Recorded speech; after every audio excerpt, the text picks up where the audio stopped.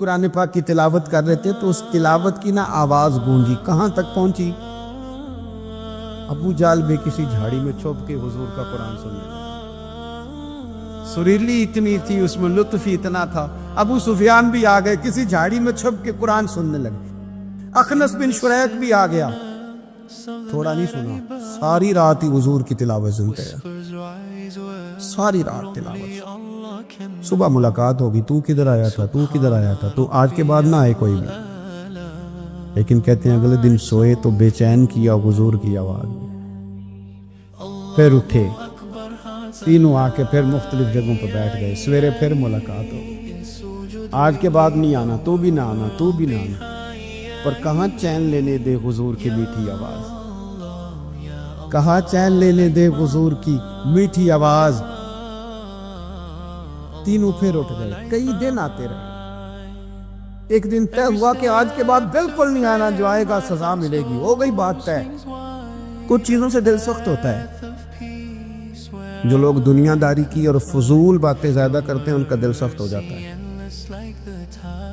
جو ہنستے زیادہ ہیں ان کا بڑا سخت ہو جاتا ہے، اور صوفیاء کہتے ہیں جو کسی پہ ہنستے ہیں نا ان کا تو مردہ ہی ہو جاتا ہے، تو معاملہ ہی ختم ہو گیا۔ اور جو لوگ رزق حرام کی طرف بڑھتے ہیں ان کا دل بھی مردہ ہو جاتا ہے۔ اور اقبال کہتے ہیں جو مشینی زندگی گزارنے لگتے ہیں نا روحانی زندگی سے نکل جاتے ہیں۔ ہم آج کل مشینی زندگی پہ آ گئے، ہمارے پاس انٹرنیٹ ہے، موبائل ہے، آواز کے فاصلے اتنے کم ہوئے ہیں کہ دلوں کے فاصلے بڑھ گئے ہیں۔ اقبال کہنے لگے دل کے لیے موت ہے، دل کے لیے موت ہے، دل کے لیے موت ہے یہ مشینوں کی حکومت، احساس مروت کو کچل دیتے ہیں یہ آلات پہ زندہ ہیں ہم، دل کے لیے موت۔ اور کسی کے گھر جانا، دروازے پہ دستک دینا، اور کبھی خط لکھنا تو سوچ سوچ کے، کبھی کاٹنا تو پھر لکھنا، لفظ یہ اس کے شایان شان نہیں، یہ جملہ میں نے بدل دیا ہے، لیکن اب بے باکانہ گفتگو ہے، تو مجھے وائس کر دے، میں تجھے وائس کر دوں گا، حال ہی کوئی نہیں، تو کیا کوئی سوچے گا، کیا کوئی لکھے گا، کیا کوئی اس میں خوبصورتی کے رنگ بھرے گا؟ سخت ہو جاتے ہیں دل جب آپ مشینوں کی زندگی میں زندہ رہتے ہیں۔ دل نرم کیسے ہوتے ہیں؟ میرے نبی پاک نے فرمایا یتیم کے سر پہ ہاتھ پھیر، رب تیرا دل نرم کرے گا۔ اگر زنگ لگ جائے دل کو تو اللہ کا ذکر کر، قرآن پاک کی تلاوت کر، اللہ تیرے دل کو نرم کر دے گا۔ اور پھر فرمایا کہ اگر دل سخت ہو جائے تو موت کو یاد کر، تیرا دل نرم ہو جائے گا۔ اچھوں کی صحبت اختیار کریں تو دل نرم ہو جاتا ہے۔ قبروں کی زیارت کریں، جائیں کبھی اپنے شہر کے قبرستان میں، غور کریں کہ وہ چودھری صاحب لیٹے ہیں، یہ علامہ صاحب لیٹے ہیں، وہ فلاں بہت بڑے افسر لیٹے ہیں، وہ دیکھو وہ میرا عزیز لیٹا ہے۔ وہ ہارون رشید نے کہا حضرت داؤد تائی سے نصیحت کر دیں، تو فرمانے لگے باپ کدھر ہے تیرا؟ کہا حضور قبرستان میں، اماں قبرستان میں، دادا نانا بڑے بھائی سب قبرستان۔ فرمایا میں کیا نصیحت کروں؟ او پہیاں دسنیاں نہیں قبران جنہ تے پھول پے، ادھروں کوئی بھی نہیں آمدا، ادھروں لکھاں گئے، سہ جوڑ سنگت دے ڈٹھے، سہ جوڑ 100 سال کی دوستی، سہ سال سنگت دے ڈٹھے، او تکو آخر وتھاں پئیاں، اور جنہ بعد اسی پل نہیں سن دیندے، ایک پل نہیں سن دیندے، پھر وہ شکلاں بھی یاد نہ رہی۔ سہ جوڑ کا یہ کوئی کم ہے دل کو نرم کرنے کے لیے؟ تیرے پاس موت کا تذکرہ قبروں کی زیارت کو تھوڑی ہے؟ یہ چیزیں دل نرم کرتی ہیں، یار نرم کرتی ہیں چیزیں دل۔ سختی طبیعتوں کی، مزاجوں کی سختی، دوسروں کے بارے میں ڈاٹے جذبات، ہمارے رویے ڈاٹے، ہماری طبیعتیں سخت۔ حضرت عبداللہ ابن مسعود رضی اللہ تعالیٰ عنہ نے ایک شخص کو جنازے کے موقع پہ ہنستا ہوا دیکھ لیا، فرمایا آج کے بعد تیرے ساتھ کلام نہیں کروں گا۔ جس کا جنازہ دیکھ کے بھی دل نرم نہیں ہوا اور قبرستان دیکھ کے بھی دل نرم نہیں ہوا، وہ تو سخت دل بندہ، سخت دل بندے سے دوستی کبھی نہیں رکھوں گا۔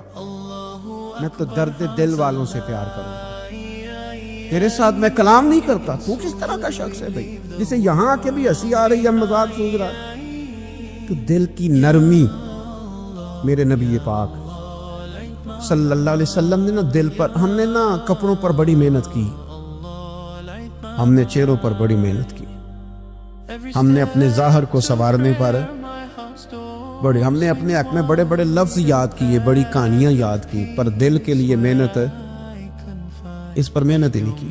اعلیٰ حضرت فاضل بریلوی کتنے بڑے عالم ہیں، 1000 کتاب کے مصنف، اور ان کے فتاوی موجود ہیں کہ جس بندے کا تلفظ ٹھیک نہ ہو، یعنی جو ضروری قواعد ہیں وہ قرآن پاک کے جس کو نہ آتے ہوں اس کے پیچھے نماز نہیں۔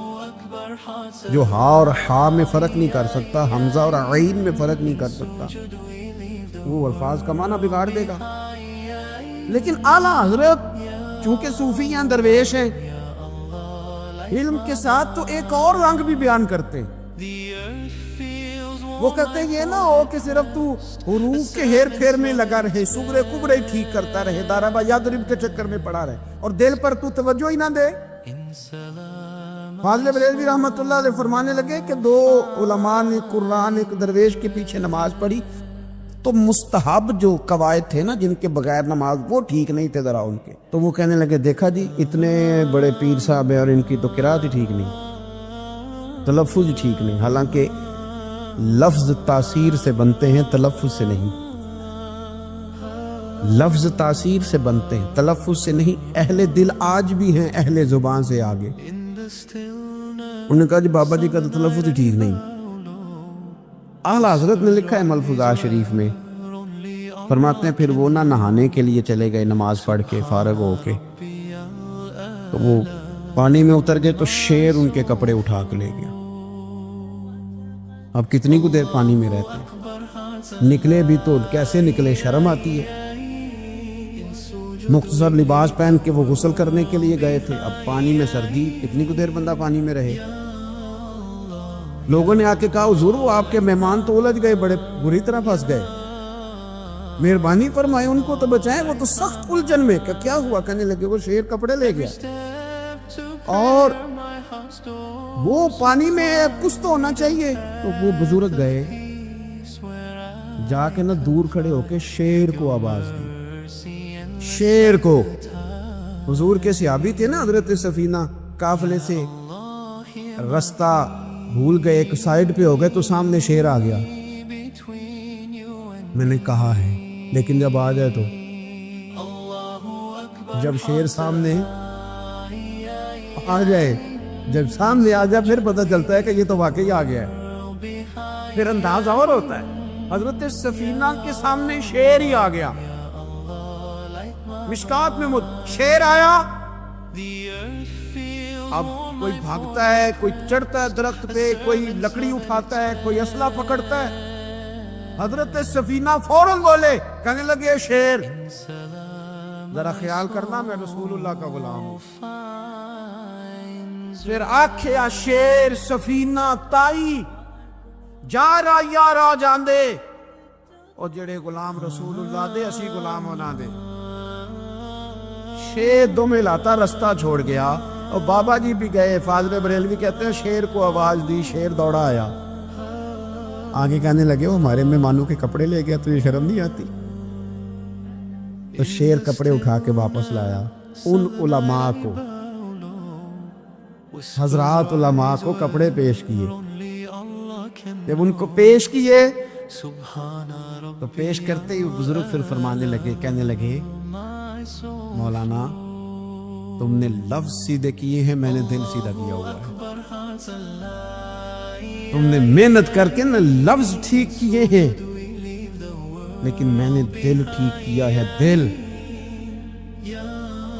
پاک ہوئے تے پاک ہی ملدا ہے، تے بنا پاکوں پاک نہیں ملدا۔ سارے جسم دے دھون نالوں ایک ٹکڑا دھولا دل دا۔ حضرت سلطان باؤ رحمت اللہ علیہ فرمانے لگے، دل کالے نالوں منہ کالا چنگا، دل کالے نالوں منہ کالا چنگا، جے کوئی رمز پچھانے۔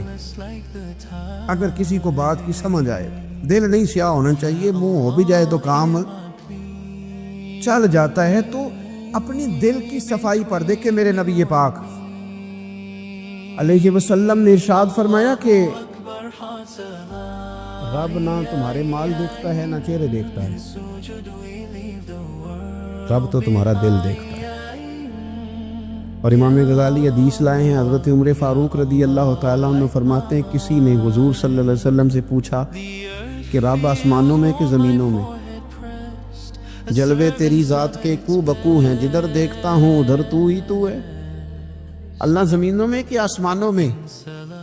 تو حضور فرمانے لگے رب تو بندہ مومن کے دل میں رہتا ہے، اللہ تو مومن کے دل میں ہے۔ مومن کے دل کتنا بڑا ہے وہ دل جس میں رب ہے، رب کی یاد ہے، رب کی محبت ہے۔ اس لیے حضرت عمر فرمایا کرتے تھے میں نے دل کی آنکھوں سے اپنے مالک کی زیارت کی ہے۔ اور اقبال نے شاید اسی لیے مشورہ دیا تھا کہ دل بینا بھی کر خدا سے طلب، آنکھ کا نور دل کا نور نہیں،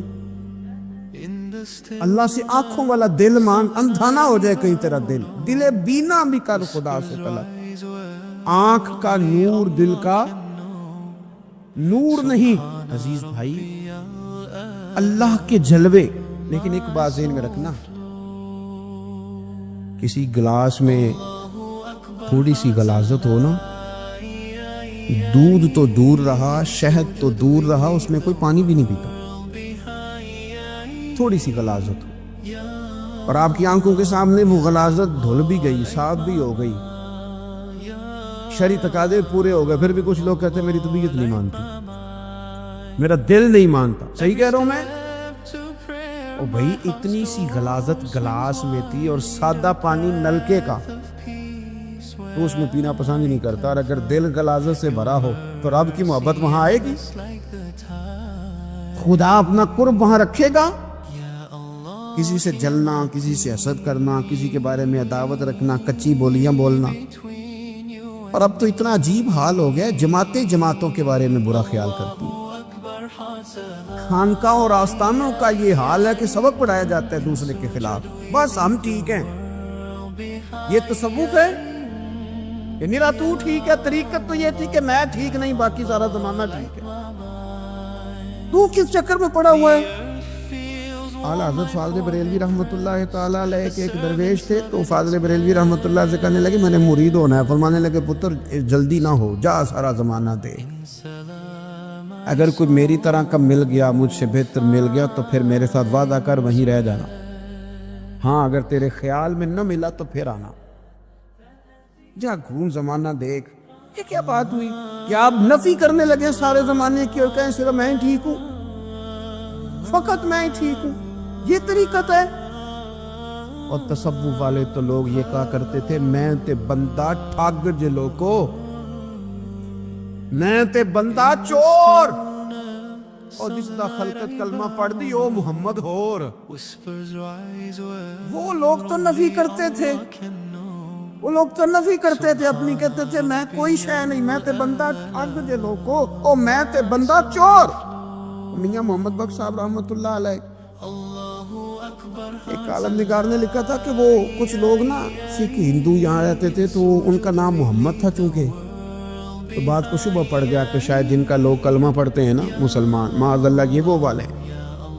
تو میاں صاحب اپنے بارے میں کیا کہ میں تے بندہ ٹھگ جو لوگوں، میں تے بندہ چور، جس دا خلقت کلمہ پڑھ دی او محمد ہور،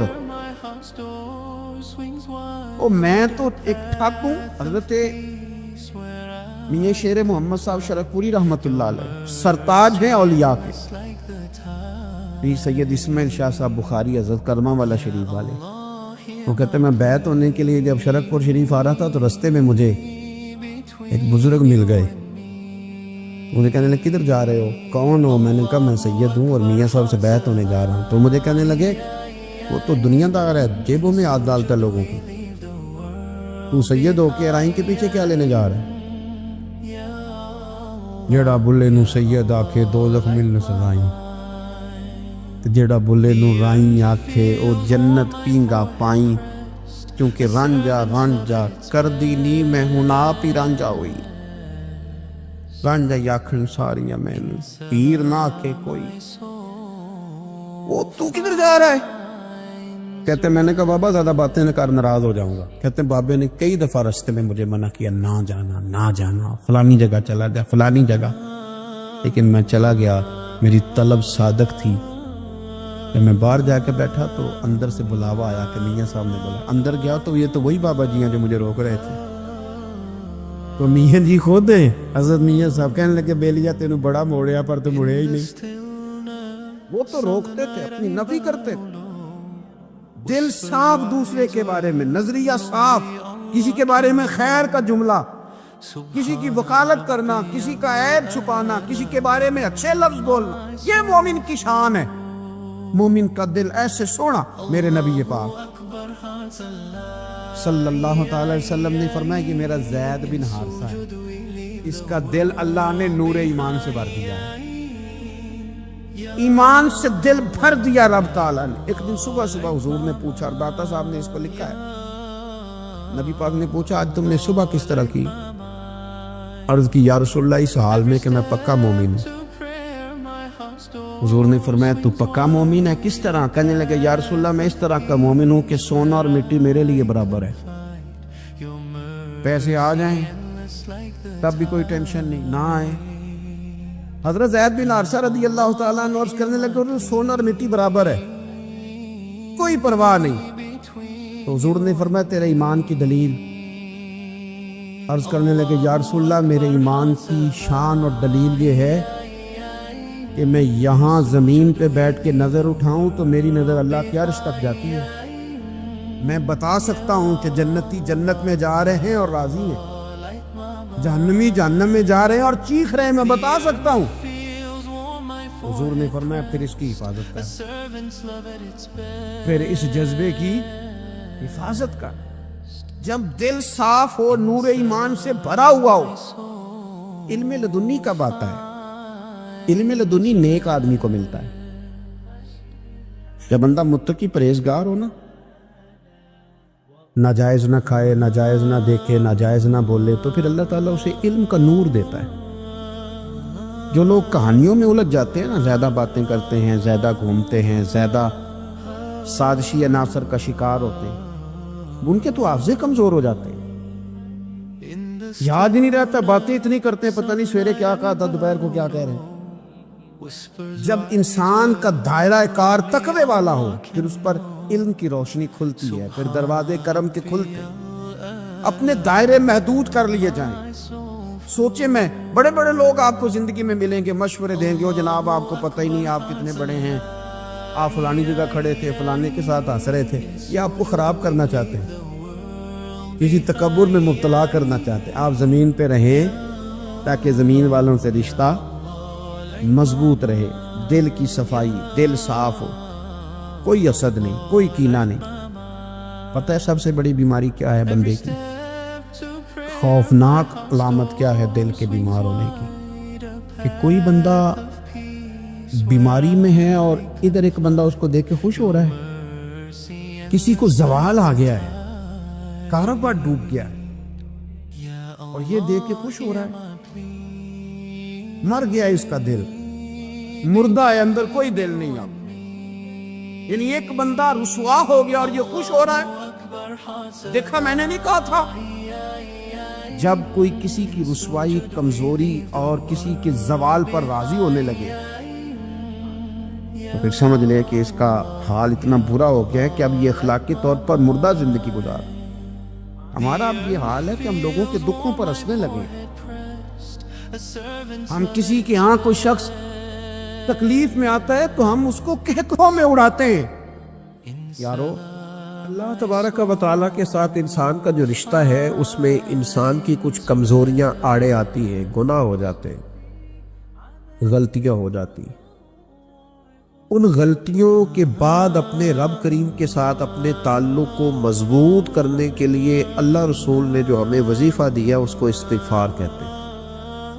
استغفار ویسے اس کا لغوی معنی تو ڈھانپنا ہوتا ہے، یہ غفر سے بنا ہے، لیکن اس کے اصطلاحی معنی یہ ہے کہ جو گناہ انسان سے ماضی میں ہو جائیں ان سے معافی چاہنے کا نام استغفار ہے۔ کچھ لوگ توبہ اور استغفار کا لفظ اکٹھا بولتے ہیں، لیکن توبہ کا معنی ہوتا ہے آئندہ گناہ نہ کرنے کا وعدہ کرنا، اور استغفار کا معنی ہوتا ہے پچھلے گناہوں سے اللہ کے حضور معافی مانگنا۔ اگرچہ مفہوم کے لحاظ سے یہ ہم معنی ہی بنتے ہیں، لیکن ان کا جو اصطلاحی مفہوم ہے وہ یہ ہے کہ جب آپ پچھلے گناہوں سے معافی مانگ رہے ہوتے ہیں تو اس کو استغفار کہتے ہیں۔ اللہ تعالیٰ نے اس استغفار کو بڑا پسند فرمایا، بڑا پسند فرمایا، اور یہ استغفار کے جملے مالی کو اتنے پسند آئے کہ اللہ نے نبی پاک علیہ السلام کو بھی حکم دیا، کہا محبوب آپ بھی میری بارگاہ میں استغفار کریں۔ اگرچہ حضور کا استغفار اس معنی میں نہیں ہے، بلکہ نبی پاک کا استغفار تو بلندی درجات کا معاملہ ہے، کیونکہ استغفار خود ایک عبادت ہے۔ تو یہ عبادت کرنے کا اللہ نے اپنے محبوب کو بھی ارشاد فرمایا۔ جب فتح مکہ ہوئی تو فرمایا اذا جاء نصر اللہ والفتح، جب اللہ کی مدد آئی تو پھر فتح نصیب ہوئی۔ وَرَأَيْتَ النَّاسَ يَدْخُلُونَ فِي دِينِ اللَّهِ أَفْوَاجًا، تو پھر آپ دیکھیں گے لوگوں کو، لوگ فوجوں کی فوجیں دین میں داخل ہو رہے ہیں۔ لوگ پہلے ایک ایک دو دو کر کے آیا کرتے تھے، تو اب فوجوں کی فوجیں آ رہی ہیں، تو یا اللہ ہم کیا کریں؟ تو رب کریم نے فرمایا محبوب فَسَبِّحْ بِحَمْدِ رَبِّكَ وَاسْتَغْفِرْ، اپنے رب کے لیے حمد کرو، تسبیح پڑھو اور استغفار کرو۔ کیا کرو؟ استغفار، معافی مانگو، اس کے حضور آہذاری کرو، استغفار کرو۔ معنی یہ ہوا کہ جب تو غلطی ہو جائے پھر بھی استغفار کرو، جب اللہ زیادہ نعمتیں دے پھر بھی استغفار کرو۔ ہمارے ہاں یہ ہوتا ہے کہ جب تو کوئی نقصان ہوتا ہے تو وہ اللہ کی طرف سے ہوتا ہے، نقصان ہو جائے تو کہتے ہیں اللہ کی مرضی تھی، اور فائدہ ہو جائے تو کہتے ہیں میں نے محنت ہی بڑی کی تھی، میری جدوجہد بڑی تھی۔ ایک بچہ ایک دفعہ میرے پاس کہیں انٹرویو کے لیے جا رہا تھا، تو دعا کرانے آیا، کہنے لگا میں نے وہاں جانا ہے، دعا کیجیے گا اللہ تعالیٰ کامیابی دے۔ میں نے دعا کی، کچھ اس کو پڑھنے کو بتایا، لیکن کامیاب نہ ہو سکا، لوٹ آیا۔ تو میں نے پوچھا کہ کیا بنا؟ کہنے لگا حضرت صاحب بس اللہ کی مرضی تھی، اللہ کی مرضی۔ پھر ایک دفعہ گیا تو اللہ کی مرضی تھی، تیسری دفعہ گیا کامیاب ہو گیا۔ تو بھئی اب کیا بنا؟ کہنے لگا جی جب میں داخل ہوا تو اس نے جاتے ہی مجھ سے پوچھا سب سے پہلا سوال یہ کہ تمہیں جنرل نالج کی بھی کچھ معلومات ہے یا شعبے کے آدمی ہو؟ تو میں نے کہا جناب پوچھیے۔ تو انہوں نے پاکستان کا حدود اربع پوچھا، تو میں نے فٹافٹ بتا دیا۔ پھر انہوں نے مجھ سے پوچھا کہ یہ جو مینار پاکستان ہے اس کی تجویز کس شخص نے دی تھی؟ تو میں نے فٹافٹ اس کا بھی نام بتا دیا۔ پھر شارٹ ہینڈ کے ایک دو سوالات اس نے کیے تو وہ بھی میں نے بتا دیے، تو الحمدللہ کامیاب ہو گیا۔ میں نے کہا بیٹے جب تو ناکام ہوا تھا تو اللہ کی مرضی تھی، اور کامیاب ہوا ہے تو میں لگا دی، اب اللہ کی مرضی کدھر گئی؟ یہ اتنا بڑا نقص ہے انسانی فطرت کا، اتنی بڑی کمزوری ہے کہ معاذ اللہ تعالی ہم کمزوریاں قدرت کے کھاتے میں ڈال دیتے، اور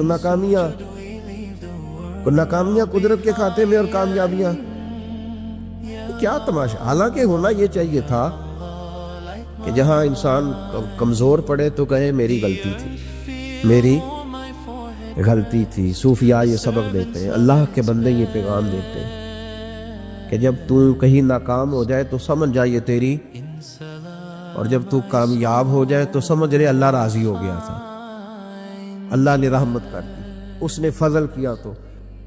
تو یاد رکھیں استغفار، کئی چیزوں پہ استغفار ہوتا ہے، کئی چیزوں پہ، اور استغفار کا نفع ملتا ہے۔ کیا نفع ملتا ہے؟ وہ سورہ نوح کی آیت نمبر 10، 11 اور 12 میں اللہ نے بیان فرمایا کہ استغفار صرف گناہ سے معافی چاہنے کا نام نہیں، بلکہ استغفار کا تمہیں فائدہ ملے گا۔ کیا؟ رب فرماتے ہیں فَقُلْتُ اسْتَغْفِرُوا رَبَّكُمْ۔ جب حضرت نوح کی قوم قحط کا شکار ہو گئی، آزمائشیں آ گئیں، تو آ کے حضرت نوح سے کہنے لگے اب ہم کیا کریں؟ تو کیا کہا حضرت نوح نے؟ فرمایا فَقُلْتُ اسْتَغْفِرُوا رَبَّكُمْ، آپ نے فرمایا اپنے رب سے استغفار کرو، اپنے رب سے۔ انہوں نے قحط کی بات کی، انہوں نے کہا کہ کھیتیاں اجڑ گئی ہیں، بارش نہیں ہو رہی، قحط کی بات کی۔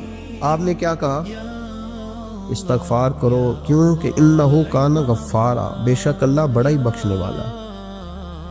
وہ کیا کرے گا؟ یرسل السماء علیکم مدرارا، وہ تم پر موسلادھار بارش برسائے گا. جب تم استغفار کرو گے تو اللہ موسلادھار بارش برسائے گا. وَيُمْدِدْكُمْ، اور وہ تمہاری مدد کرے گا. استغفار کرنے والے کی اللہ کیسے مدد کرے گا؟ بِأَمْوَالٍ وَبَنِينَ، تمہیں مال بھی عطا کرے گا اور بیٹے بھی عطا کرے گا. بارش بھی دے گا استغفار کرنے والے کو، اور مال اور اولاد سے اس کی مدد بھی کرے گا. وَيَجْعَلْ لَكُمْ جَنَّةٍ وَيَجْعَلْ لَكُمْ أَنْهَارًا، اللہ تمہیں جنت بھی عطا کرے گا اور تمہیں نہریں بھی عطا فرمائے گا. تمہارے لیے جنت بھی بنائے گا، انہار بھی بنائے گا. توبہ کا، استغفار کا تمہیں یہ فائدہ ملے گا. ایک استغفار، ہمارے بزرگوں نے وہ لکھا ہے کہ جب انسان کو اللہ نعمتیں دیتا ہے تو پھر رب کا حکم ہے کہ اس پر شکر بھی کرے. نعمتوں پر اللہ کا شکریہ نہ کرنے پر بھی استغفار کرنا چاہیے. کہ اللہ تو نے بڑا کچھ دیا تھا پر میں شکر ادا اس پر بھی. ہمارا تو اب یہ حال ہے کہ جو ہمارے پاس چیزیں ہیں وہ ہم کہتے ہیں یہ تو میرا حق تھا، لیکن جو نہیں وہ مجھے فٹافٹ ملنی چاہیے. مطلب اگر میرے پاس صحت ہے تو اس کو میں اپنا حق سمجھ لیتا ہوں کہ یہ تو میرا، یہ چونکہ ٹھیک ہے جی، یہ تو صحیح ہے، تندرستی ہے، یہ تو ٹھیک ہے، لیکن کار کوئی نہیں، وہ ذرا مل جانی چاہیے. اولاد تو میرے پاس ہے، وہ تو میرا حق تھا، میرا رائٹ تھا، معاذ اللہ وہ تو ہم نے حق بنا لیا. اور میرے پاس بنگلہ کوئی نہیں، وہ مجھے فٹافٹ مل جانا چاہیے. بھئی یہ کس طرح تیرا حق تھا؟ کس حساب سے؟ یعنی جو چیزیں ہیں ان کو سنبھالنے کی فکر نہیں ہے، اور جو نہیں ہے ان کے طلب کی فکر لگی ہوئی ہے. شکر نعمت کو محفوظ کر دیتا ہے، شکر نعمت کو محفوظ کر دیتا ہے، اور ناشکری نعمت کو لَئِن شَكَرْتُمْ لَأَزِيدَنَّكُمْ وَلَئِن كَفَرْتُمْ إِنَّ عَذَابِي لَشَدِيدٌ. اللہ فرماتے ہیں شکر کر، میں تیری نعمتوں میں اضافہ کر دوں، اور ناشکری کرے گا تو عذاب دوں گا. شکر نہیں نہ ہوتا، شکر نہیں ہوتا. دیکھیں نا، 100 روپے ابا جی نے دیا ایک بچے کو اور اس کو کہا کہ جا دکان سے کچھ چیز لے آ، تو وہ 100 روپیہ اس نے رستے میں جاتے کہیں پھاڑ دیا یا گوا دیا، تو اب وہ والد سے دوبارہ 100 مانگتا ہے، تو والد کہتا ہے کہ پہلے 100 کا تو نے کیا کیا؟ نہیں سمجھ آئی آپ کو میری بات؟ پہلے 100 کا کیا کیا؟ تو وہ کہے گا جی باپ میرا دل کرتا تھا میں نے پھاڑ دیا. جوان بچہ ہے، سمجھدار ہے، 12-14 سال کا ہے. میری میرا دل کیا تھا میں نے پھاڑ دیا، ختم ہو گئی بات. تو نیا 100 دے دے گا. سبحان اللہ. کتنے خوش ہو کے آپ کہہ رہے ہیں نہیں دے دینا سب. یہ کیسے ہو سکتا ہے؟ بھائی کروڑ پتی والد بھی ہو تو 100 کا نوٹ دوبارہ دیتا کیوں؟ باپ بیٹا نہیں اس کا پیار نہیں، کیوں نہیں دے رہا؟ وہ کہتا تو نے میرے پہلے 100 کی قدر نہیں ڈالی، نیا تجھے کیسے مل جائے؟ انہیں خیال ہی نہیں کیا، انہیں جدوجہد ہی نہیں کی. تو نے حضرت مولا رومی نے مثال دی ہے. جناب رومی فرماتے ہیں کہ بغیر محنت کے لوگوں کو اللہ نے نعمتیں دی ہیں تو انہوں نے شکر ہی نہیں ادا کیا. اندھے سے پوچھ آنکھ کی قدر کیا ہے، پوچھ اندھے سے، پوچھ معذور سے کہ ٹانگوں پہ چلنا کتنی بڑی نعمت ہے. کبھی پوچھ اس سے جس کا مکان تو ایک کنال میں ہے پر رونے والا بچہ کوئی بھی نہیں. پوچھ اس سے جس کی جیب دولتوں سے بھری ہوئی ہے پر کوئی نہیں کہتا کہ ابا 10 روپے دینا. پوچھ یہ کتنی بڑی تکلیف ہے. حضرت رومی نے لکھا ہے، وہ فرماتے ہیں کہ ایک والد تھا، اس نے بڑی دولت کمائی تھی تو اس کا بیٹا بے دریغ اڑاتا رہتا تھا. کبھی ادھر پیسے بگا دیے، کمائے نہیں تھے نا، محنت نہیں نہ کی تھی، کمائے نہیں تھے. والد بڑا سمجھاتا تھا پر سمجھ نہیں آتی تھی. لیکن اس کے ابا کے ذہن میں ایک بات آئی، وہ کہنے لگا بیٹے یار میں کنگال ہو گیا ہوں، اچانک حالات خراب ہو گئے، ایک آنا مجھے چاہیے، دوائی خریدنی ہے، کہیں سے لے کے آؤ. اس نے کہا ابا مسئلہ ہی کوئی نہیں، یار ہی بڑے، بہت سارے لوگوں کے ساتھ رات میں جاتا ہوں روٹی کھانے ہوٹل میں، کئی ہیں جو میرا انتظار کر رہے ہوتے ہیں، فیس بک والے اور جناب وہ سیلفی والے، بڑے سارے ہیں جو کہتے ہیں تیرے بغیر گزارا ہی نہیں. بڑے ہیں جو روز سویرے اٹھ کے پہلے مجھے السلام علیکم کا میسج کرتے ہیں، پھر اس کے بعد کسی اور سے. بڑے ہیں، کوئی مسئلہ ہی نہیں. ایک کے پاس گیا، ایک آنا چاہیے، اس نے دے دیا، لا کے ابا کو دیا. تو ابا گھر کے اندر جو امیر لوگ ہوتے تھے گھر میں کنواں کھدوا لیتے تھے. ابا کنویں کے کنارے بیٹھا تھا، جب بیٹے نے آنا لا کے رکھا تو اس نے پانی میں پھینک دیا۔ اگلی صبح پھر کہا بیٹے ایک آنے کی ضرورت ہے، دوا خریدنی ہے۔ اس نے کہا مل جائے گا۔ 2 4 5 دوست ابھی ہیں بڑے مالدار، ان سے جا کے کہا، ایک سے آنا لایا، ابے نے پھر پھینک دیا، تیسرے دن بھی پھینک دیا، چوتھے دن بھی، یار اب ختم ہو گئے۔ کچھ آہستہ آہستہ دوستوں کو پتہ چل گیا کہ کنگال ہو گیا ہے، خبر پھیل جاتی ہے نا، اب بھوکا ہو گیا ہے۔ اب آہستہ آہستہ موبائل بند ہونے لگے، آہستہ آہستہ جو ہے وہ نمبر بلاک ہونے لگا، حالات بگڑ گئے۔ اب جب اسے پتہ تھا کہ یار تو اب دروازہ کھٹکھٹاتا ہوں تو کہتے ہیں کہ اسے کہہ دو میں گھر نہیں، ابا نے تو آنا مانگنا ہے، اور میں بے دریغ دولت ابا کی اڑاتا رہا ہوں، اب یہ بھی نہیں کہہ سکتا کہ مجھے دیتا کوئی نہیں۔ شہر سے باہر نکل گیا، سارا دن مزدوری کی، جد و جہد کی، کبھی کام کیا نہیں تھا، ہاتھوں پہ چھالے پڑ گئے۔ بڑا مشکل ہوتا ہے جن لوگوں نے کام نہ کیا ہو، انہیں کرنا پڑ جائے تو۔ تکلیف کا شکار ہو کے ایک آنا کمایا، شام کو لا کے والد کی ہتھیلی پہ رکھا تو اس نے پھینکا نا جب کنویں میں تو چیخ پڑا، کہنے لگا ابا جی آپ سیانے بیانے بندے ہیں، روز پیسے لا کے دیتا ہوں، کنویں پھینک دیتے ہو، کوئی کرنے والی بات کرو، نہیں دوائی کھانی تو نہ کھاؤ، ضائع کیوں کرتے؟ بیٹے کو باپ نے تھپکی دے کے بٹھا لیا، اس نے کہا بیٹا میں نے پہلے دن تو نہیں پھینکا، تو 7واں دن میں روز پھینکتا ہوں، آج تیری چیخیں کیوں نکلی؟ کہنے لگا ابا پہلے ادھار کے تھے، آج مزدوری کے ہیں۔ نہیں سمجھ آئی بات؟ پہلے بولیے، اور آج میری محنت ہے، مزدوری ہے، جد و جہد ہے۔ تو والد کہنے لگا بیٹے یہی میں تجھے سمجھانا چاہتا تھا، وہ میرے بھی محنت کے ہے جو تجھ روز یاروں کو کھلاتا ہے، میں نے بڑی جد و جہد سے جمع کیے، میں کنگال نہیں ہوا، صرف تجھے سمجھانا تھا۔ او بھائی یہ آنکھیں تیری محنت کی نہیں نا، اس لیے تو شکر نہیں ادا کرتا، یہ وجود، یہ ٹانگیں، یہ شعور، یہ تیری جد و جہد کا نہیں۔ جو عقل کی دولت اللہ نے دی ہے نا، یہ تیری محنت کی نہیں، اگر محنت کی ہوتی تو سجدے میں پڑا رہتا، تو خیال کرتا۔ اللہ نے آنکھیں دی ہیں قرآن دیکھنے کے لیے، جب کوئی کسی گندی چیز کو دیکھتا ہے تو ناشکری کرتا ہے، جب غلط طرف اٹھاتا ہے یہ چیزیں تو ناشکری کرتا ہے۔ صاحبو یاد رکھنا اور اس پر ضرور غور کرنا کہ جب نعمتوں کا شکر ادا نہ کیا جائے تو پھر ہمیں استغفار کا حکم دیا گیا ہے۔ پھر کیا کرنا ہے ہم نے؟ استغفار کہ یا اللہ ہم تیری نعمتوں کا شکر ادا نہیں کر سکے تو ہمیں معاف فرما، تو ہم سے درگزر فرما، معاف فرما۔ ایک استغفار اس بات کا کہ دیکھیں نا، یہ رسول پاک علیہ السلام کا فرمان، یہ حدیث امام رازی نے لکھی ہے، اور نبی پاک کی فرمان کے لحاظ سے جو چیز ہمارے سامنے ہے نا، اس پر ہماری آنکھیں بھی کھل جانی چاہیے، دل بھی کھل جانا چاہیے، کہ کوئی خاص ہی بات تھی جو حضور نے بیان فرمائی صلی اللہ علیہ وسلم۔ سرکار دو عالم علیہ السلام نے فرمایا ایک آدمی نے 500 سال بغیر ریاکاری کے اللہ کی عبادت کی۔ کتنے سال؟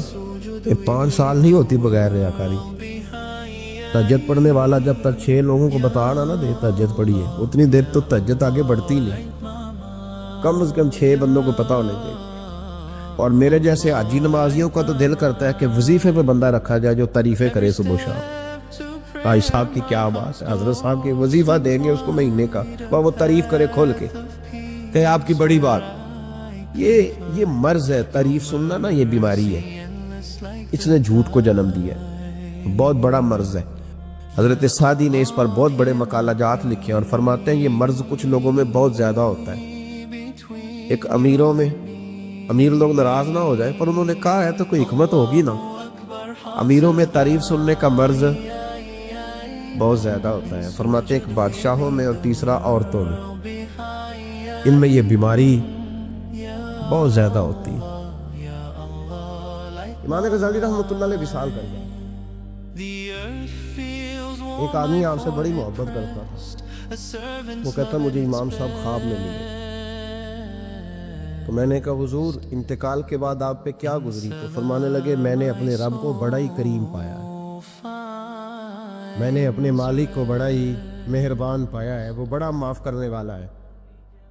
تو فرمانے لگے میں نے عرض کی کہ حضور آپ نے دین کی نوکری بڑی کی، خدمت بڑی کی، کتابیں لکھی، درس، تدریس، واعظ، نصیحت، تبلیغ، بڑا کچھ کیا، اس سبب سے اللہ نے آپ کو معاف کیا. تو امام غزالی فرمانے لگے نہیں بھائی، سبب تو کوئی اور چیز بنی. وہ کیا؟ تو امام صاحب فرمانے لگے میں ایک دن تحریر لکھ رہا تھا تو اپنا قلم میں نے سیاہی میں ڈبویا. گرمی بڑی شدید تھی. جب اس قلم کو میں لکھنے کے لیے اٹھا رہا تھا نا، تو ایک مکھی آ کے بیٹھ گئی اور وہ سیاہی چوسنے لگی. میرے دل میں خیال آیا بیچاری پیاسی ہے، چلو اچھے طریقے سے چوس لینا، اس کی گرمی تھوڑی ٹھنڈی ہو جائے تو میں دوبارہ سے سیاہی لگا لوں گا. فرماتے میں نے اسے وہ موقع دیا، اس نے اچھے طریقے سے اس سیاہی کو پی لیا. وہ تو اڑ گئی، بات ختم ہو گئی، میں بھول گیا، کبھی یاد ہی نہیں آیا. فرماتے ہیں جب میرا حساب ہونے لگا تو مالک کولین نے پوچھا غزالی وہ جو مکھی پہ رحم کیا تھا تو تیرا اس سے کیا لالچ تھا؟ کیا لالچ تھا؟ نہ تو اس کا کوئی ووٹ بینک تھا، نہ تیرے کام آ سکتی تھی، نہ وہ کوئی ڈیوٹی کر سکتی تھی، نہ تیرے کوئی وہ تیری تعریف کر سکتی. اس بے زبان سے کیا لالچ تھا؟ کیوں موقع دیا؟ امام غزالی فرمانے لگے مولا تیری مخلوق سمجھ کے، اللہ تیری مخلوق سمجھ کے. تو رب کریم نے فرمایا تو میری مخلوق پہ رحم کرے تو میں تیرے اوپر رحم نہ کروں؟ کھول دو جنت کے دروازے. میں نے غزالی کو بے حساب جنت عطا فرما دی. بھائی شرط یہ ہے کہ تو دیکھ تو صحیح، کبھی تو نے رحم کھایا؟ تو نے کبھی توجہ کی ہے؟ ہمارے دائیں بائیں اتنے زیادہ دکھ نہیں جتنے زیادہ ہم لوگ ہیں، اتنے دکھ نہیں جتنے ہم ہیں. اگر تھوڑا سا غور کر، آپ یقین کریں ہماری گفتگو ہماری ذات سے شروع ہوتی ہے اور ختم بھی ہماری ذات پر ہی ہوتی ہے. او بھائی تو صرف اپنے آپ کو سجانے سنوارنے جو میرے ذہن میں آیا، اور یہ جو ہمارے تعلقات ہیں نا دنیا میں، یہ بھی ہم نے اپنی ذات کے لیے رکھے ہوئے. یہاں تو سلام اس سے لوگ لیتے ہیں جس سے کوئی کام پڑتا ہے. یہاں تو 2 4 5 رشتے اس لیے رکھے ہوئے ہیں کہ کبھی کوئی مصیبت آ گئی تو کام آئیں. کچھ تعلقات اس لیے تو غریب کو دوست بھی نہیں ملتا، اس لیے کہ اس سے کسی کو کام کیا پڑے گا. لوگوں نے شناسائی بھی ان لوگوں سے رکھی ہوئی ہے جن سے کچھ نہ کچھ ان کے ذاتی مفادات و بس. دل نرم ہوتا ہے نا، انسان کا دل نرم ہوتا ہے، تو وہ یہ نہ سمجھے کہ ایک آدمی کا دل نرم ہوا ہے، وہ سمجھے کہ پورے معاشرے پہ اللہ مہربان ہو. اسلام کے اندر اجر و ثواب 2 طرح کا ہے، ایک بہتر ہے ایک بہترین ہے. آپ نے کسی سے قرض لینا ہو تو اس کو مہلت دینا بہتر ہے اور معاف کر دینا بہترین ہے. کسی شخص نے آپ کے ساتھ زیادتی کی ہو تو اتنی ہی زیادتی اس کے ساتھ کر لینا جائز ہے، لیکن اسے معاف کر دینا یہ بہترین ہے. تو فرمایا وہ پہلے کان لگا کے سنتے ہیں پھر بہترین بات کی پیروی کرتے ہیں. ان میں سے جو زیادہ اچھی چیز ہے اس کے مطابق عمل کرتے ہیں. اولئک الذین ھداھم اللہ، یہی لوگ ہیں جنہیں اللہ نے ہدایت عطا فرمائی ہے. وَأُولَئِکَ هُمْ أُولُو الْأَلْبَابِ، اور فرمایا یہ لوگ عقل والے ہیں، یہی ہیں جنہیں اللہ نے ہدایت دی اور یہ صاحبان عقل ہیں. ایک دنیا کے اندر عقل وہ ہے جس کا لوگ بہت زیادہ استعمال کرتے ہیں، تو وہ عقل انہیں بعض اوقات گمراہی کی جانب لے جاتی ہے. اس عقل کی بات بھی اقبال نے کہی ہے، فرماتے ہیں کہ عقل عیار ہے، 100 بھیس بنا لیتی ہے. اس کے لیے عیار کا لفظ کہا، اور دوسرا پہلو دیکھیے عیار کے مقابلے میں لفظ کیا کہا. عقل عیار ہے، 100 بھیس بنا لیتی ہے. عشق بیچارہ، عقل عیار اور عشق بیچارہ. دیکھیں اس کے مقابلے میں جو جملہ دیا ہے، جو لفظ دیا ہے، یعنی لفظ عیار آپ جب بولتے ہیں عیار بڑا چلاک ہے، بڑا یار ہے، بڑا مکار ہے، تو زاویہ کیا بنتا ہے؟ اور جب آپ بیچارہ بولتے ہیں تو وہ بیچارہ، اب زاویہ دیکھیے کیا کھینچا، کہنے لگے عقل عیار ہے، 100 بھیس بنا لیتی ہے، عشق بیچارہ نہ ملا ہے نہ زاہد نہ حکیم، یہ کچھ بھی نہیں، یہ بیچارہ کچھ بھی نہیں، بیچارہ جو ہوا۔ تو عقل کی طرف تو قرآن و سنت نے توجہ دلائی ہے،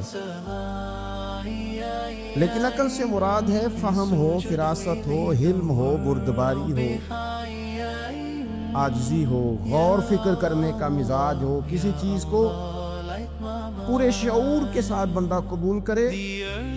آج کل جن چیزوں کو لوگ عقل سمجھتے ہیں نا، وہ عقل نہیں ہے، وہ چالاکی ہے۔ آج کل لوگ عقل مند نہیں ہے، چالاک ہیں۔ چالاکی اور چیز کا نام ہے، تیز تراری اور چیز کا نام ہے، عقل مند ہونا اور چیز کا نام ہے۔ یہ جو شطرنج کے ہیر پھیر سے لوگ دنیا چلاتے ہیں، یہ عقل مند نہیں ہوتے، یہ چالاک ہوتے ہیں۔ ہمارے ہاں ڈھیر سارے لوگ اپنی زندگی، اپنا گھر، اپنا کاروبار چالاکی سے چلاتے ہیں۔ چالاکیاں لمبی نہیں چلتی، ان کے پول کھل جاتے ہیں۔ تیزیاں لمبی نہیں چلتی، جلدی مکر واضح ہو جاتے ہیں۔ چالاک آدمی کے دوست نہیں ہوتے۔ آپ کسی کے ساتھ سیاست کے ساتھ زندگی گزار رہے ہیں تو وہ بھی آپ کے ساتھ سیاست ہی کر رہے ہیں۔ جب آپ فہم کے ساتھ چلتے ہیں، فراست کے ساتھ، اب عقل کیا ہے؟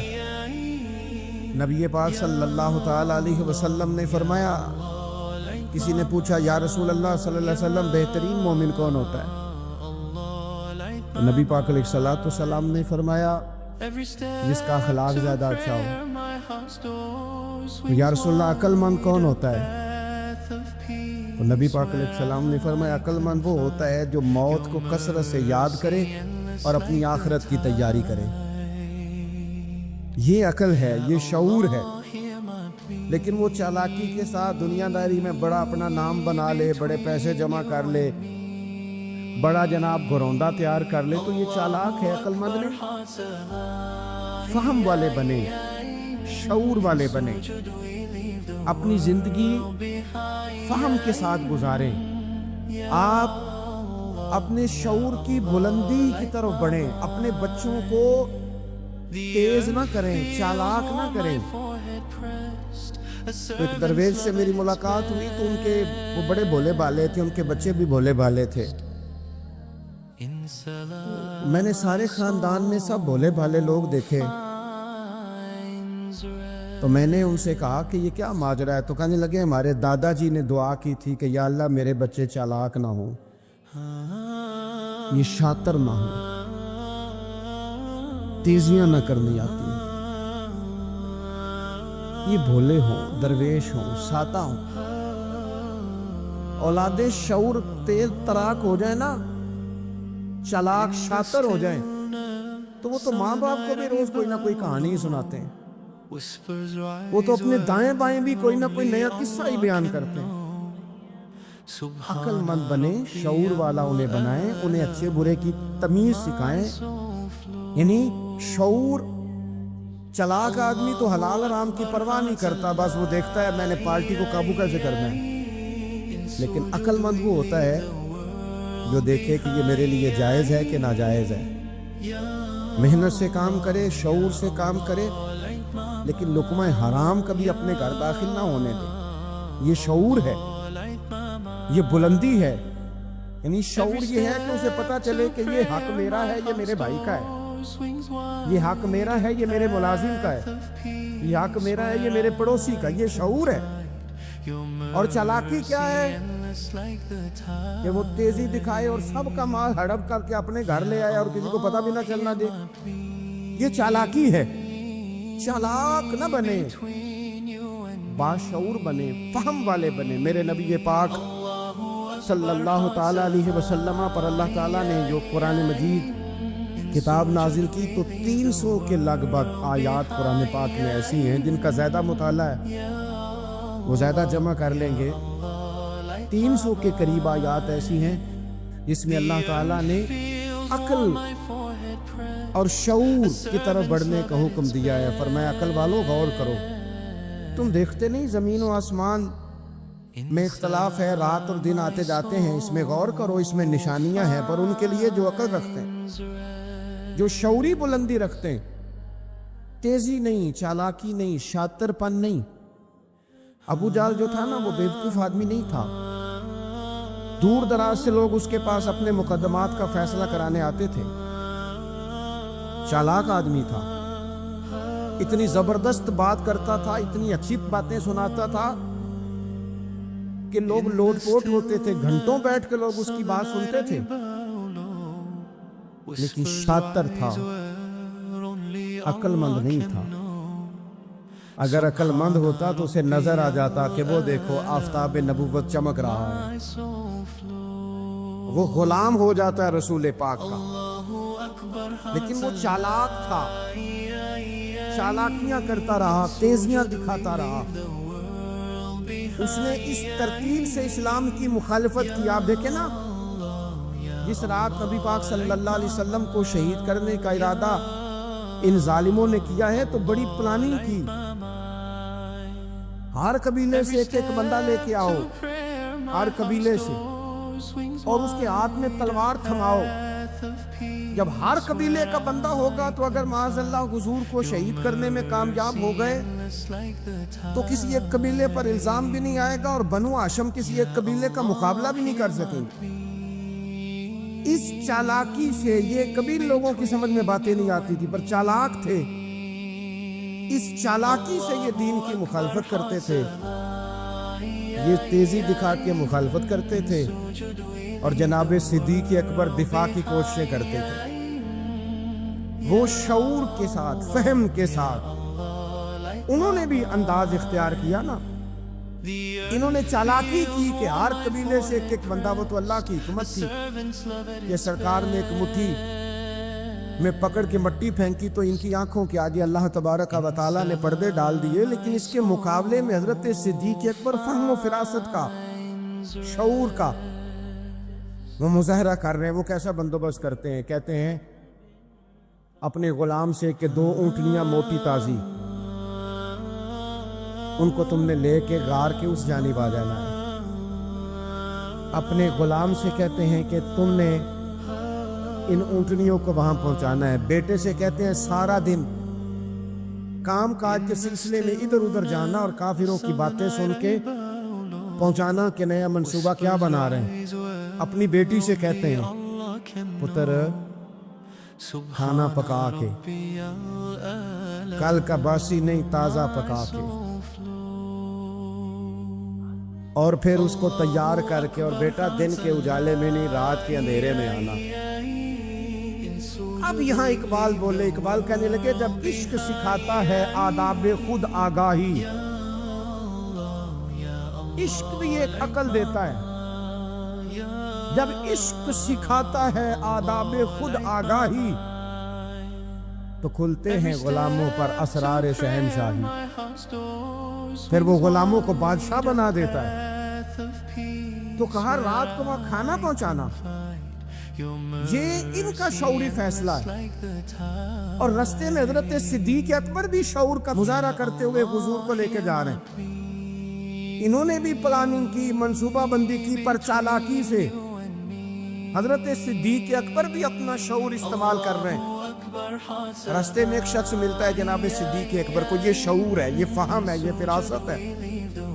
ایک شخص رستے میں ملتا ہے۔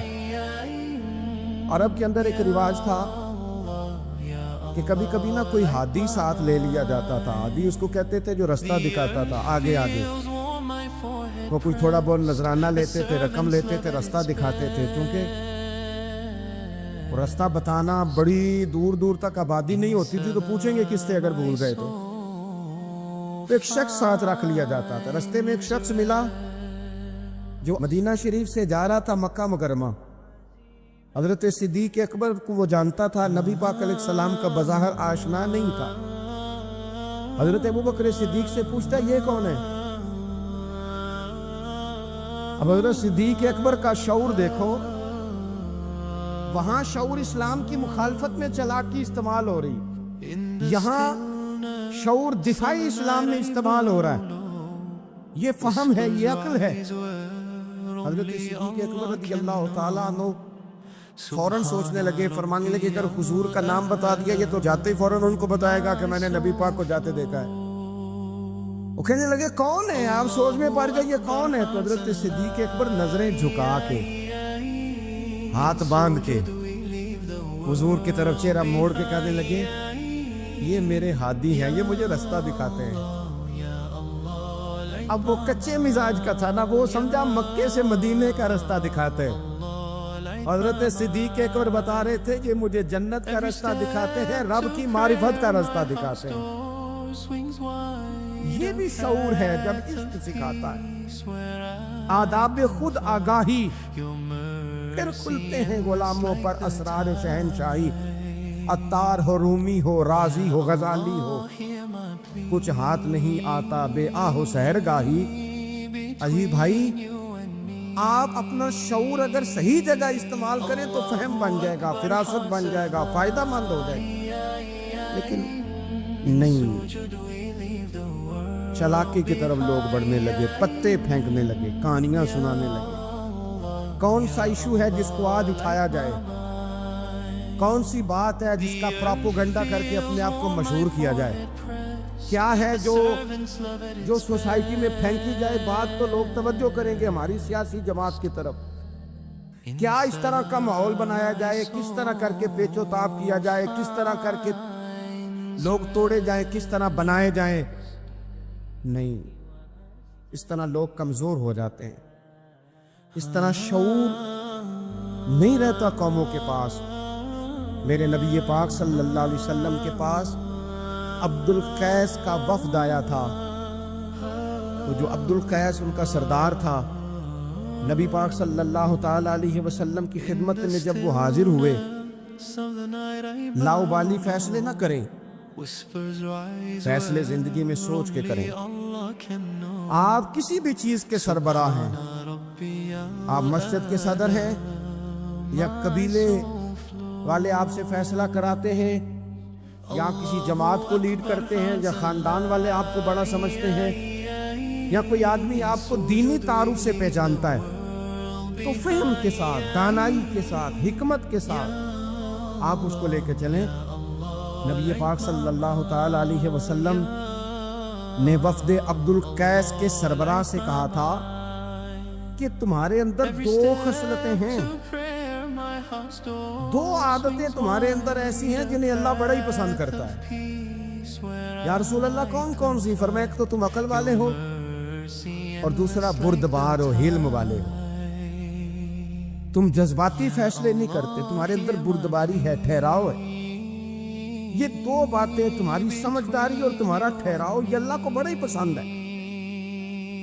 بڑی جذباتی باتیں لوگ کرتے ہیں، بڑا گھروں کے اندر ماحول خوفناک ہو جاتا ہے، قبیلوں میں ماحول خوفناک ہو جاتا ہے، جماعتوں میں خوفناک ہو جاتا ہے۔ بڑے شعور کے ساتھ مسلمان کو آگے بڑھنے کی ضرورت ہے۔ یہ جو مسلمانوں نے فتح یابی حاصل کی ہے نا بڑی ساری جگہوں پہ، اللہ تبارک و تعالیٰ نے مسلمانوں کو کامیابیاں دی۔ مسلمان اپنی تعداد کی قلت کے باوجود، اسلحے کی قلت کے باوجود بڑی جگہوں پہ کامیاب رہے۔ اللہ تبارک و تعالیٰ نے انہیں بڑا سارا نوازا۔ تو اس کے اندر بھی قرآن مجید کی سورہ انفال جب ہم دیکھتے ہیں تو اللہ تبارک و تعالیٰ نے وہاں ارشاد فرمایا کہ مسلمان 100 ہوتا ہے اور وہ صبر کرتا ہے تو وہ 200 کا مقابلہ کرتا ہے، 1000 ہوتا ہے وہ صبر کرتا ہے، اور مقابلہ 2000 کا کرتا ہے مسلمان۔ کیوں بھلا؟ اس لیے کہ سورہ انفال میں رب فرماتے ہیں کافر وہ قوم ہے کہ قوم اللہ یعقلون، وہ قوم تو ہیں پر ان کے پاس عقل کوئی نہیں۔ وہ چڑھ دوڑتے ہیں کہ مار دیں گے، مر جائیں گے، آج انہیں ختم کر کے رہیں گے، وہ شعور کے ساتھ میدان میں نہیں آتے۔ لیکن نبی پاک صلی اللہ علیہ وسلم جب اپنے لوگوں کو لے کے جاتے تھے، حضور انہیں سمجھاتے تھے، صف بندی کرتے تھے، نبی پاک علیہ الصلوۃ والسلام ایک طریقہ بتاتے تھے کہ جھنڈا تمہارے ہاتھ میں رہے گا، اگر یہ آدمی شہید ہوتا ہے تو جھنڈا بھائی مدد اللہ کی ہے، لیکن حکمت کے تقاضے سارے پورے کیے جائیں، وہ سارے کام کیے جائیں جو وقت کے تقاضوں کی ضرورت کے مطابق ہو۔ رسول پاک صلی اللہ علیہ وسلم ان کو بتایا کرتے تھے کہ تم نے اس درے پہ ڈیوٹی کرنی ہے، کوئی نیچے نہ اترے جب تک ہم نہ کہیں، تم یہاں کھڑے رہو، ایک آدمی کو پیچھے رکھتے تھے، تم نے قافلے کے بالکل پیچھے آنا ہے، اگر کسی کا سامان گر جائے، کوئی اونٹ پیچھے رہ جائے، کوئی مسئلہ ہو جائے، تمہیں پتا ہو، شعور کے ساتھ، بالیدگی کے ساتھ بیٹھ کر، عقل کے ساتھ، فہم کے ساتھ۔ ہمارے پاس بہت سارے لوگ آتے ہیں، بڑی بڑی جذباتی باتیں بتاتے ہیں، اس طرح بھی کر دیں، اس طرح بھی کر لیں، آپ لوگوں کو یہ بھی بتائیں، بڑے بڑے رکے آتے ہیں، بڑی بڑی باتیں سخت لوگ کرنے کا کہتے ہیں، ایسی کی تیسی کر دیں آپ، تو ہمیں پتہ ہے، چلیں تھوڑا سا کتاب و سنت اپنی نظر سے صحیح، تھوڑے علم سے صحیح، پر ہمیں بھی تھوڑا سا پتہ ہے۔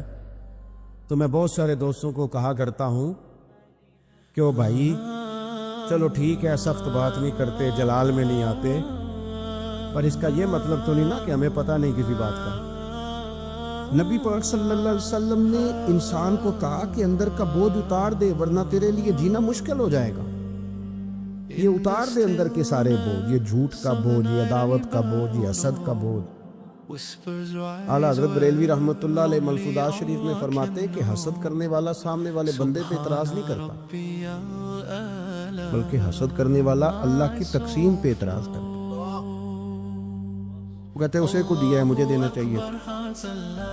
بحث کرتے ہیں لوگ، اپنے گھر بیٹھ کے دلائل جمع کرتے ہیں، کبھی کسی شخص کے بارے میں آپ ذرا قرآن مجید پڑھیں اور میرے رسول کریم صلی اللہ تعالی وسلم کی احادیث کا مطالعہ کریں، قرآن تو حضرت موسیٰ کی شان بھی بیان کرتا ہے، حضرت یوسف کے تذکرے نہیں بیان کرتا قرآن، جناب عیسیٰ روح اللہ کی عظمت قرآن بیان نہیں کرتا۔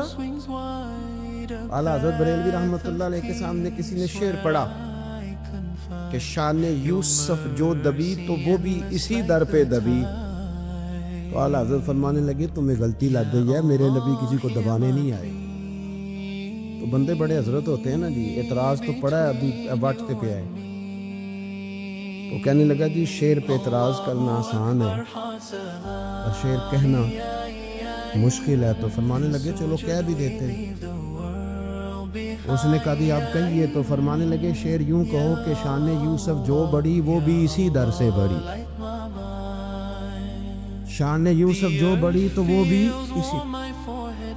عزت دینے سے آپ سے کمزور ہو جائیں گے، نقصان ہو جائے گا کسی کو عزت دینے سے، کیا فرق پڑتا ہے؟ لیکن آپ یقین کریں کہ وہ اتنی مصیبت بنی ہے عزت لینے کی، پروٹوکول لینے کی، اپنا آپ منوانے کی، اتنی زیادہ، بلکہ وہ لوگ جن کو بالکل اس چکر میں نہیں پڑنا چاہیے تھا، درویش لوگ، وزیروں کا بھی استقبال ہو رہا ہوتا ہے اور پیروں کا بھی استقبال ہو رہا ہے۔ کوئی وزیر چڑھ جائے روڈ پہ تو رستہ غریب آدمی کو پھر بھی نہیں ملتا، تو کوئی تگڑا پیر چڑھ جائے تو پھر بھی نہیں رستہ ملتا، حالانکہ یہ درویش ہیں، یہ فقیر ہیں، یہ فقر کا درس دیتے ہیں، لیکن چاؤ ہی بڑا ہے۔ میرے رسول کریم صلی اللہ علیہ وسلم نے سادہ اور سمجھ والا عین طبیعت کے مطابق، جس میں کسی بندے کو کوئی مشکل نہ ہو۔ پتہ ہے میرے محبوب کا کمال یہ تھا کہ نبی کریم تک رسائی بڑی آسان تھی، ہر بندہ بڑی آسانی سے پہنچ جاتا، بڑی آسانی۔ بخاری میں بھی حدیث ہے، لیکن قاضی اعجاز رحمۃ اللہ تعالی علیہ نے بڑے پیار سے لکھی ہے اور انوکھا رنگ ان کی تحریر میں چھلکتا ہے۔ حضرت انس بن مالک رضی اللہ تعالیٰ عنہ فرماتے ہیں کہ ملک شام کا ایک شخص حضور کی بارگاہ میں حاضر ہوا اپنے بادشاہ کا کوئی پیغام لے کے۔ غریب آدمی نا ویسے ہی طبعاً ہی تھوڑا سا مایوس ہوتا ہے، डर रहा होता है, वो सहमा हुआ होता है। लेकिन हालात के सहमे हुए लोगों को बता दो, हालात बदल जाते हैं, एक जैसे नहीं रहते।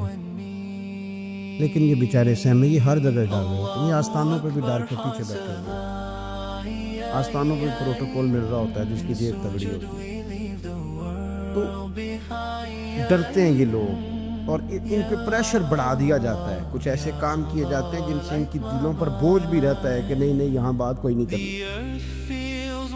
हजरत अनस बिन मालिक रदी अल्लाह ताला अन्हु फरमाते हैं, जब वो आया ना नबी करीम की बारगाह में, तो वो कांपने लगा। कोई बात भी नहीं हुई, कोई ऐसा मसला भी नहीं हुआ, लेकिन वो कांपने लगा और थर थर कांपने लगा। तो अल्लाह के रसूल सल्लल्लाहु अलैहि वसल्लम ने उसे फरमाया कि क्यों डरते हो, क्या बात? कहने लगा, मैं मदीने की जो रियासत है उसके सरबराह के पास आया। गरीब आदमी हूँ, डर लगता है कोई ऐसी बात ना हो जाए कि आप नाराज हो जाए। तो उन्होंने तो देखा था ना उन लोगों को कि जो जानवर को मालिक की मर्जी के बगैर छांव में बांध देते थे तो मार पड़ती थी। इतना सियाना हो गया तो मर्जी करेगा, मुझे डर लग रहा है। हजरत अनस बिन मालिक कहते हैं, बात कहाँ की थी, चली कहाँ गई? उसने क्या कहा, फिर जवाब में मेरे महबूब ने क्या फरमाया। आप जरा बात का लेवल देखें और हुजूर की गुफ्तगू का स्टेटस देखें। ये वो लोग, ये वो तरबियत है जो लोगों के दिलों रूहों तक उतरती है। मेरे नबी करीम सल्लल्लाहु ताला अलैहि वसल्लम ने बात सुनी तो हुजूर रो पड़े और इतना रोए कि घुटनों के बल जमीन पर बैठ गए। जनाब अनस बिन मालिक फरमाते हैं, हुजूर फरमाने लगे, ना भाई तू किसी बादशाह के पास नहीं आया, ना तू किसी हुक्मरान के पास नहीं आया, तू तो उस बेटे के पास आया है जिसकी माँ गोश्त के खुश्क टुकड़े खा के भी रात गुजार लिया करते। मेरी माँ तो गोश्त के खुश्क टुकड़े खा के रात गुजार लेती, ना ना तो किसी। हजरत अनस बिन मालिक कहते हैं, उसने बात सुनी तो वो भी रो पड़ा और मैंने सुनी तो मैं भी रो पड़ा। दोस्तों, रसूल करीम देखे ना, हम लोगों ने किस तरह का लेवल बनाया हुआ है। अभी तक वो जो दौलत का रट्टा है थोड़ा बहुत, वो अभी तक चलता है। अभी तक खानदान के अंदर कोई बंदा अमीर हो जाए तो चौधरी भी वही होता है, सियाना भी, मेरा तो ख्याल है पीर भी वही होता है। शर्त ये है कि उसके पास पैसे होने चाहिए, वही शेख होता है, सारा कुछ वही होता है। नबी पाक सल्लल्लाहु अलैहि वसल्लम ने हमें कहा कि ये तुम्हारे अंदर के बोझ हैं। माहा कफी सदरे, गुनाह जो होता है ये खटकता है सीने में, ये बंदे को परेशान करता है, बंदा तकलीफ में होता है, किसी को पता ना चल जाए। हम लोगों ने आहिस्ता आहिस्ता करके ना एहसासात की दुनिया छोड़ दी है। हमारा मिजाज नहीं, छोटी छोटी बातें होती हैं लेकिन हम तवज्जो नहीं ना करते, तवज्जो नहीं करते। कोई इतना मुश्किल बात नहीं कि रात को बेटा फल लेके आया तो अपनी बीवी के कमरे में चला गया। लोग उसकी माँ को और उसके बाप को ये बात आसानी से कह देते हैं कि आप हौसला करें, दवा करें, जो कर रहा करने दें। लेकिन जिस बंदे की कुल कमाई है उसका पुत्र हो और भरी जवानी में जिसने कहा हो बीवी से कि चल मैं पुराने कपड़ों पे ईद गुजार लूंगा, तो नए कपड़े बच्चों के लिए आ, जिसने 30 साल सऊदी अरब में, दुबई में, मस्कत में, परदेश में गुजारे हों, पर वहाँ कंबल भी ना बदला हो कि चलो बच्चे मेरे पढ़ जाए, उसकी कुल कमाई बाग तेरे दी कर कर राखी, सारी उम्र गुजारी, तो जदों ये बाग पकन ते आया ले गए और व्यापारी, तो वो फिर जाके तो 6 किलो रख के प्लेट में अपनी बीवी से कहता है बाबा जी को दे। ये कहना आसान है बाप को कि तू सब्र कर, हौसला कर, पर वो बाप जब पीछे पलट के देखता है तो कहता है दुनिया ने तो तुझे तोहफा दिया होगा, मैंने तो जवानी तुझे दे दी, खुशियां सारी तेरे नाम कर दी और तू मेरे साथ ये सलूक करने चला। ऐसा साथ नहीं, उसको पता ही नहीं। रोज दोस्त को टेलीफोन करता है कि आज बाहर से खाना खाएं, कभी अब्बा जी को भी करना कि अब्बा जी आज मेरे बगैर रोटी ना खाना, मैं आऊंगा तो मिल के खाएं। कभी कह अम्मा को कि अम्मा मुझे बड़े बड़े रेस्टोरेंट में वो मज़ा नहीं आया कि तेरे हाथ के चावलों की रोटी में मज़ा आया, आज तो कहा ना।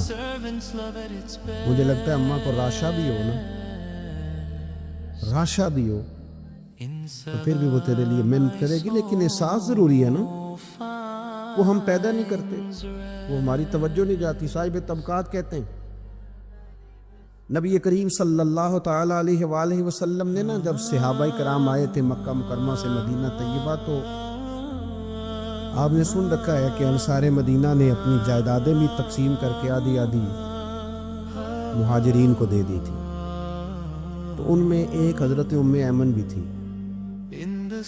نبی کریم کی رضائی والدہ۔ یہ حضرت عبداللہ رضی اللہ تعالیٰ عنہ جو سرکار کے والد گرامی، ان کی آزاد کردہ لونڈی، حضرت سیدہ طیبہ طاہرہ جناب آمنہ رضی اللہ تعالیٰ عنہ کی بھی بڑی خدمت کی، ان کو بھی ایک باغ ملا ہوا تھا۔ جب وہ خیبر کے علاقے فتح ہو گئے، یہودیوں سے بہت سارے علاقے لے لیے، تو اللہ کے رسول صلی اللہ علیہ وسلم نے فرمایا کہ اب اس طرح کرو کہ یہ جو تم نے جائیدادیں لی ہوئی ہے نا انصار سے، یہ واپس کر دو اور تمہیں اس میں سے دے دو۔ حضور علیہ السلام نے انصار مدینہ سے بھی کہا کہ میں ان کو یہ جائیدادیں دے کے اور تمہاری واپس کرانے لگا ہوں، تو انصار نے تو وہاں بھی بڑا انوکھا جواب دیا کہ یا رسول اللہ ہمارے والے بھی رہنے دیں اور وہ والے بھی ان کو دے دیں۔ وَيُقْصِرُونَ عَلَىٰ أَنفُسِهِمْ وَلَوْ كَانَ بِهِمْ خَصَاصَةٌ، یہ بھی ان کو ان کے پاس رہنے دیں۔ محبوب نے فرمایا نہیں، میرا فیصلہ یہی ہے۔ حضرت ام ایمن رضی اللہ تعالیٰ عنہ کے حصے میں ایک باغ آیا ہوا تھا، تو محبوب کریم سید عالم صلی اللہ علیہ وسلم نے کہا اماں جی آپ کو کوئی اور باغ دے دیتے ہیں، یہ والا باغ واپس کر دیں۔ سیدھی سادھی بی بی تھی، ناز تھا کہ میں نے حضور کی خدمت کی ہے بچپن میں، ناز تھا، کہنے لگی میں تو نہیں واپس کرتی، یہ ناز ہے، ورنہ حضور کو کوئی انکار کر سکتا، میں تو نہیں واپس کرتی۔ حضرت عائشہ صدیقہ رضی اللہ تعالیٰ عنہ فرمانے لگی اماں جی آپ کیا کہہ رہی ہو؟ حضور فرمانے لگے عائشہ آپ خاموش ہو جائے، یہ بڑھاپا ہے، اس کے احساسات ہیں، اس کے جذبات ہیں۔ آپ یقین کریں کئی دفعہ بوڑھے بیچارے نا درد سے بات نہیں بتاتے کسی، وہ کہتے ہیں کیا کرے، کپڑا اٹھائیں تاکہ پیٹ ننگا ہو جائے، کیسے بات کریں۔ نبی کریم سید عالم علیہ السلام اماں جی کے قریب گئے، کہا اماں جی میرے ساتھ چلو ایک دفعہ باغ دیکھ تو لو۔ حضور ساتھ لے کے گئے، ایک باغ دکھایا تو کہنے لگی نہیں نہیں میں نے نہیں لینا جی، مجھے میرے والا ٹھیک۔ حضور نے پھر دوسرا دکھایا، کہنے لگی یہ بھی نہیں مجھے پسند۔ محبوب نے تیسرا دکھایا تو کہنے لگی یہ تو میرے والے باغ سے بھی پیارا ہے، یہ میں لے لوں گی۔ جب وہ مسکرائیں تو حضرت عائشہ کہتی ہے میں نے حضور کی آنکھوں میں آنسو دیکھے، فرمایا الحمدللہ اس کا دل نہ راضی ہو گیا ہے۔ یہ طریقہ ہے میرے عزیز، تھوڑے احساسات تو پیدا کریں، تھوڑے اپنے جذبات۔ اتنی خود غرضی والی زندگی ہے کہ مجھے صرف میرا ہی خیال ہے، اور جو جہاں بیٹھا ہے نا پتہ ہے ہم پریشان زیادہ کیوں ہیں۔ میں مولوی ہوں تو میں سارا دن یہی تقریریں کرتا ہوں، لوگ مولویوں کی عزت نہیں کرتے، لوگ مولویوں کی عزت نہیں کرتے، تو میں کہتا ہوں چھوڑیں یہ رٹا، عزت مانگنے کی کیا ضرورت ہے، اب منت مانگ کے عزت کرانی ہے، چھوڑیں کوئی ضروری ہے۔ میں اس طرح کرتا ہوں کہ میں عزت کرنی شروع کر دیتا ہوں، میں کرتا ہوں نا 15-20 علماء کی عزت، چلو ہم آپس میں شروع کر لیتے تو خود بخود باقی بھی مسئلہ ٹھیک ہو جائے۔ بوڑھے لوگ ہر وقت شکایت کرتے ہیں عزت نہیں کی جاتی، عزت کیوں آپ بھیک مانگتے ہیں، کیا ضرورت؟ پیار دینا شروع کریں، روز بروز مطالبہ کرنا کہ میری خدمت کرو، میرے پیچھے چلو، اس سے تو دقت پیدا ہوتی ہے، انسان تکلیف میں رہتا ہے۔ میرے رسول کریم علیہ السلام خیال رکھتے، چھوٹے چھوٹے بچوں کے جذبات کا بھی خیال کرتے، بوڑھوں کے جذبات کا بھی خیال کرتے۔ نبی کریم صلی اللہ علیہ وسلم ہر شخص کے بارے میں ایسا نظریہ رکھتے کہ جس سے قوم کو سکون ہوتا، دلوں کے اندر اطمینان پیدا ہوتا۔ اٹھ فریدہ ستیا، جھاڑو دے مسیت، تو ستیں تے رب جاگدا، تیری ڈاڈے نال پرید۔ اٹھ فریدہ ستیا تے خلقت ویکھن جا، متے کوئی مل گئی بخشیا تے تمہیں بخشیا جا۔ آخر دعوائی ان الحمد۔